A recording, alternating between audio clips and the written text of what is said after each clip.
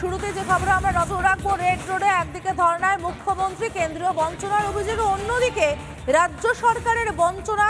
সেই বঞ্চনার অভিযোগে দীর্ঘদিন ধরে রাস্তায় বসে রয়েছেন ডিএ আন্দোলনকারীরা, বসে রয়েছেন নিয়োগ প্রার্থীরা। রাজ্যে যখন এত বঞ্চনার অভিযোগ, ঠিক তখন কেন্দ্রীয় বঞ্চনার অভিযোগে মুখ্যমন্ত্রী বসে রয়েছেন ধর্নায়। প্রশাসনিক প্রধান তিনি তার রাজ্যে ওঠা বঞ্চনার অভিযোগে মুখে কুলুপ এঁটে রয়েছেন, অথচ কেন্দ্রের বিরুদ্ধে বঞ্চনার অভিযোগে তিনি রেড রোডে অবস্থানে দুদিন ধরে। দেখতে পাচ্ছেন পাশাপাশি ডিএ আন্দোলনের জন্য দাবিতে যে ডিএর দাবিতে যে আন্দোলনকারীরা রাস্তায় বসে রয়েছেন, দীর্ঘদিন ধরে নাছোড় লড়াই চালিয়ে যাচ্ছেন, তাদের ছবি দেখতে পাচ্ছেন একদিকে, অথচ তাদের দাবি নিয়ে কোনো বক্তব্য নেই মমতা বন্দ্যোপাধ্যায়। কেন্দ্রীয় সরকার তো ডিএ দিচ্ছে এবং যে হারে ডিএ ঘোষণা করা হয়েছে সেই হারেই তো দিচ্ছে। সেখানে রাজ্যের সরকারি চাকরি প্রার্থীরা তারা যে পরিমাণে বঞ্চিত হচ্ছেন তার দায় কার? আমি চলে যাব, রুমকি রয়েছে আমার সঙ্গে সরাসরি ডিএ মঞ্চ থেকে।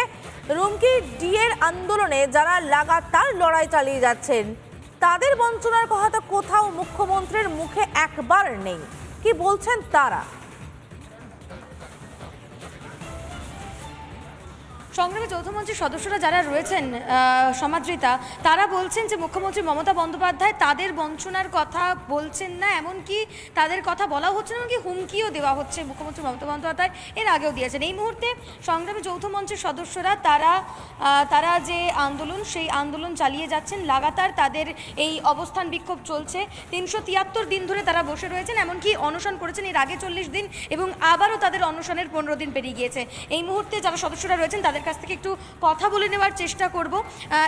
এই আন্দোলন আপনারা 373 দিন ধরে চালিয়ে যাচ্ছেন, মুখ্যমন্ত্রী মমতা বন্দ্যোপাধ্যায় তিনিও কেন্দ্রীয় বঞ্চনার অভিযোগে ধর্নায় বসেছেন। সেক্ষেত্রে আপনাদের এই এতদিনের অবস্থান ধর্না, মুখ্যমন্ত্রী মমতা বন্দ্যোপাধ্যায় তিনি কি শুনেছেন? না, উনি তো শুনলেননি। তাহলে শুনলে পরে তো এতদিন আমাদের বসে থাকতে হতো না। আমরা তো ওনার সঙ্গে সবসময়ই একটা আলোচনার বাতাবরণ চাইছি। উনি আলোচনায় বসুন, আমরা আমাদের বক্তব্য বলবো, ওনার যদি কিছু বক্তব্য থাকে আমরা শুনবো। সেটা তো পারস্পরিক আলোচনার ভিত্তিতেই সিদ্ধান্ত আসা যায়। তো কিন্তু এতদিন ধরে তো ওনার কোনো সময় হয়নি। আর উনি যে ধর্নায় বসেছেন, ওনার যদি প্রয়োজন পড়ে উনি কেন্দ্রীয় সরকারের যে বঞ্চনা তার বিরুদ্ধে কোর্টে যান না। আমরা তো কোর্টে গেছিলাম, কোর্টে জয়লাভ হয়েছে, আবার আমাদেরকে দমানোর জন্য উনি সুপ্রিম কোর্টে গেছেন। তো উনি যান সুপ্রিম কোর্টে গিয়ে বলুন যে আমাকে বঞ্চনা করা হয়েছে, আমার প্রাপ্য টাকা দেওয়া হয়নি। কোর্টে যান, কোর্টে গিয়ে বিচার চান। বেশ, তারা বলছেন যে তারা এতদিন পর্যন্ত যে আন্দোলন চালিয়ে যাচ্ছিলেন সেই আন্দোলন চালিয়ে যাবেন। আমি একবার ভাস্করদার সাথে কথা বলার চেষ্টা করবো। ভাস্করদা, কিছুক্ষণ আগেই সেনার তরফে আপনাদের কাছে আসা হয়েছিল এবং কি কথা হয়েছে সেটা যদি একটু দর্শকদের জানান, কি হয়েছিল? তারা বলতে এসেছিলেন যে এখানে আপনাদেরকে টেন্ট তুলে নিতে হবে। তা আমরা বলেছি যে আমাদের পক্ষে টেন্ট তোলা সম্ভব নয়, আপনাদের যদি থাকে আপনারা ভেঙে দেবেন, অসুবিধা কী আছে।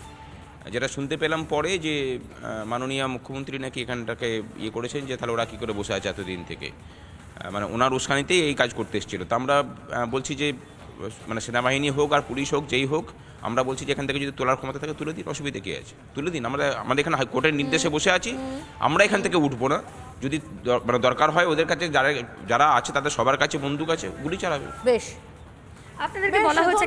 ধন্যবাদ রুমকি। আমরা নিশ্চিতভাবে ওদের কথা বারবার দেখাচ্ছি এবং আবারও দেখাবো, যারা বঞ্চনার অভিযোগে রাস্তায় বসে রয়েছেন অথচ তাদের কথা শোনেনি না মুখ্যমন্ত্রী মমতা বন্দ্যোপাধ্যায়।